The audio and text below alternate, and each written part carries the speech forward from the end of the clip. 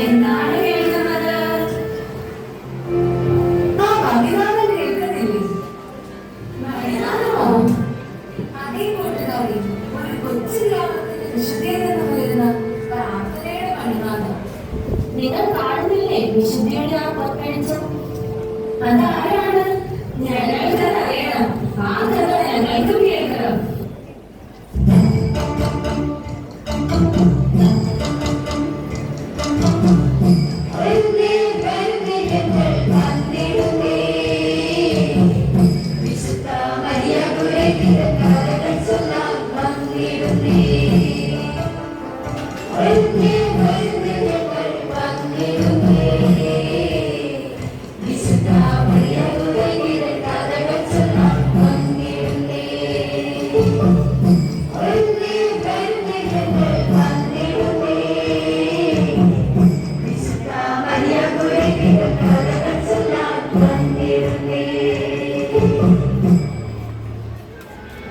നിങ്ങളിത് കാണണം, നിങ്ങളിത് കേൾക്കണം.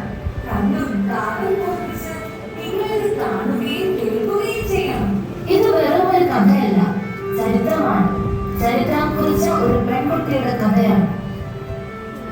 പകയും പ്രതികാരവും കൊണ്ട് മനുഷ്യനെ കൊല്ലുന്ന ഈ കാലത്ത് വാശിയും അസൂയയും കൊണ്ട് മനസ്സിനെ ഇരുട്ട് ബാധിച്ച ഈ ലോകം. ഇതാ ഞങ്ങളൊരു വെളിച്ചം കാണിച്ചു തരാം. ആ വെളിച്ചത്തിന്റെ പേരാണ് വിശുദ്ധ മരിയ കുരേറ്റി. അതെ, വിശുദ്ധ മരിയ കുരേറ്റി. കഠാരമുനകൾക്ക് മുന്നിൽ തോറ്റുകൊടുക്കാത്ത വിശുദ്ധ, മരണക്കിടക്കയിലും ശത്രുവിന് മാപ്പ് നൽകിയ സ്നേഹം. അവളാണ് ഞങ്ങളുടെ പുണ്യമാതാക്കൾ. ഈ വിദ്യാലയത്തിന്റെ കാവൽ വിശുദ്ധ ഞങ്ങളുടെ വിശുദ്ധ മരിയ കുരേറ്റി. 20-ാം നൂറ്റാണ്ടിലെ വിശുദ്ധ ആഗ്നസ് എന്നറിയപ്പെടുന്ന വിശുദ്ധ മരിയ കുരേറ്റി ശുദ്ധത എന്ന പുണ്യത്തിന്റെ ആധുനിക രക്തസാക്ഷി. അതെ, പ്രതികാരമല്ല, ക്ഷമയാണ് ലോകത്തിലെ ഏറ്റവും വലിയ ആയുധമെന്ന് വിളിച്ചു പറയുന്ന ഞങ്ങളുടെ പ്രിയപ്പെട്ട വിശുദ്ധിയുടെ കഥ. ഇതാ നിങ്ങളുടെ മുന്നിൽ വിശുദ്ധിയുടെ കാവൽക്കാരി.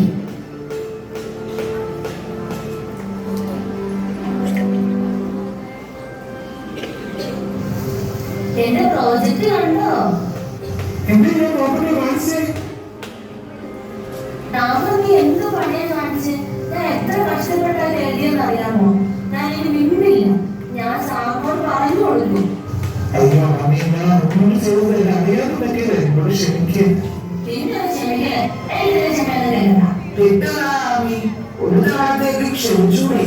പറ്റില്ല. ഇതുവരെ പണി കൊടുക്കാതെ എനിക്ക് സമാധാനം തന്നെ.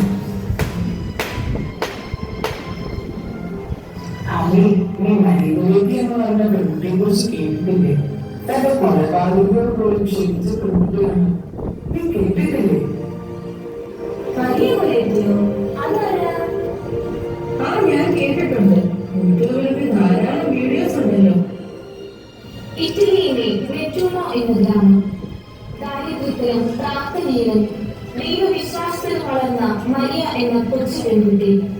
അവളുടെ മനസ്സും ശരീരവും വീരിപ്പൂ പോലെ നിർമ്മലമായിരുന്നു.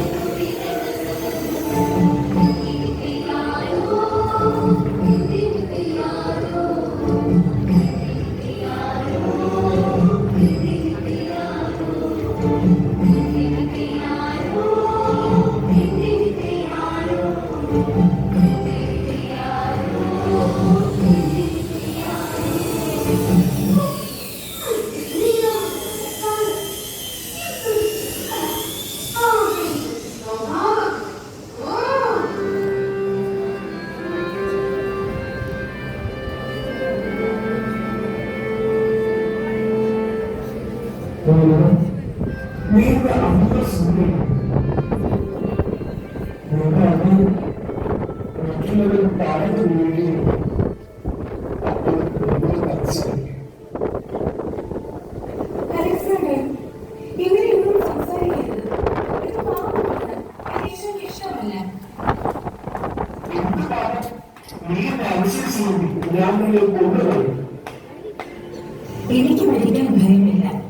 പക്ഷേ ദൈവത്തെ സങ്കടപ്പെടുത്തുന്ന ഒരു പാപത്തിനും ഞാൻ കൂട്ടുനിൽക്കില്ല. എന്നാൽ തിന്മയുടെ നിഴലുകൾ ആ വിശുദ്ധിയെ തകർക്കാൻ ശ്രമിച്ചു. അലക്സാണ്ടറുടെ മനസ്സിൽ കോപവും വാശിയും ഇരുട്ടുപിടിച്ചു. ഇന്ന് നീ എന്റെ വാദത്തെ പറ്റൂ.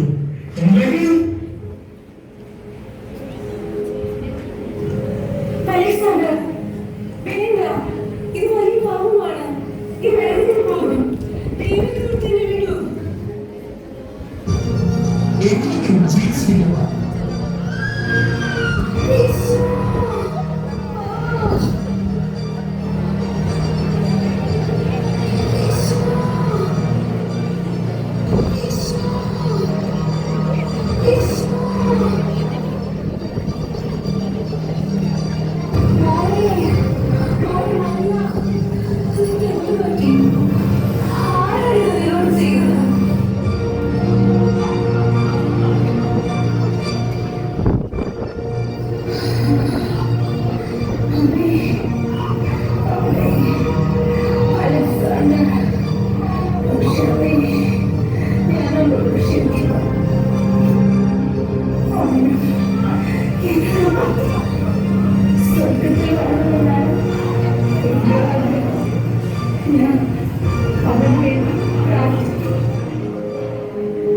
മരണത്തിന്റെ വേദനയിൽ ആ കുഞ്ഞിനാവ് പ്രാർത്ഥിച്ചത് തന്നെ ഉപദ്രവിച്ച അലക്സാണ്ടറിന് വേണ്ടിയാണ്.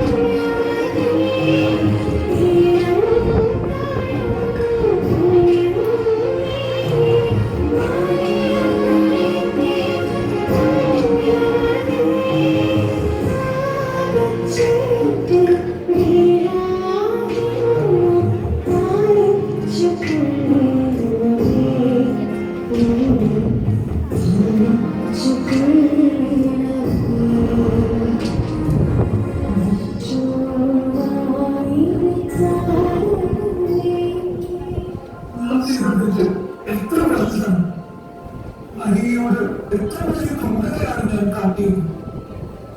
എനിക്ക് ലോകം ഒരിക്കലും നോക്കരുത്. ഞാൻ ഇരട്ടിയാണ്.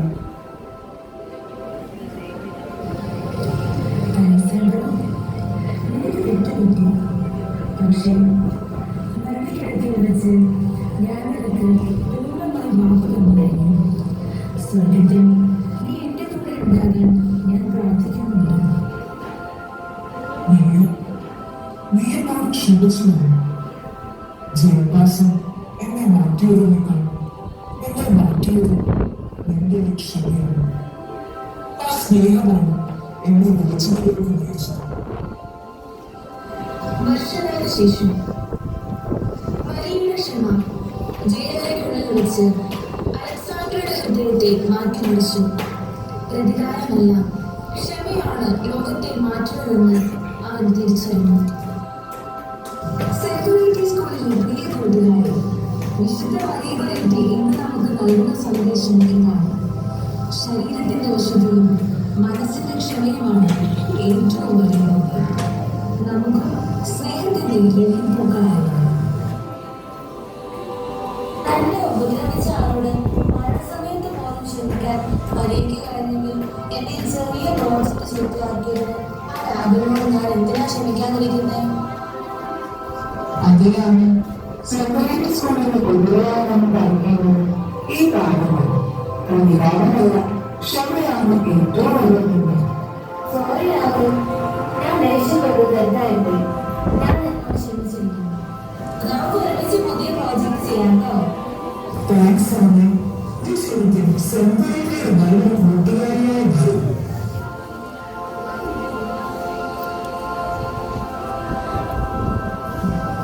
വിശുദ്ധ മറിയ കുര്യയുടെ ജീവിതം നമ്മെ പഠിപ്പിക്കുന്നത് ശരീരത്തിന്റെ വിശുദ്ധി മാത്രമല്ല, മനസ്സിന്റെ വിശുദ്ധി കൂടിയാണ്. പകയും വിദ്വേഷവും നിറഞ്ഞ ഈ ആധുനിക ലോകത്ത് സ്നേഹത്തിന്റെ വെള്ളിപ്പൂക്കളായി മാറാൻ സെക്യൂരിറ്റി സ്കൂളിലെ ഓരോ കുട്ടിക്കും കഴിയട്ടെ.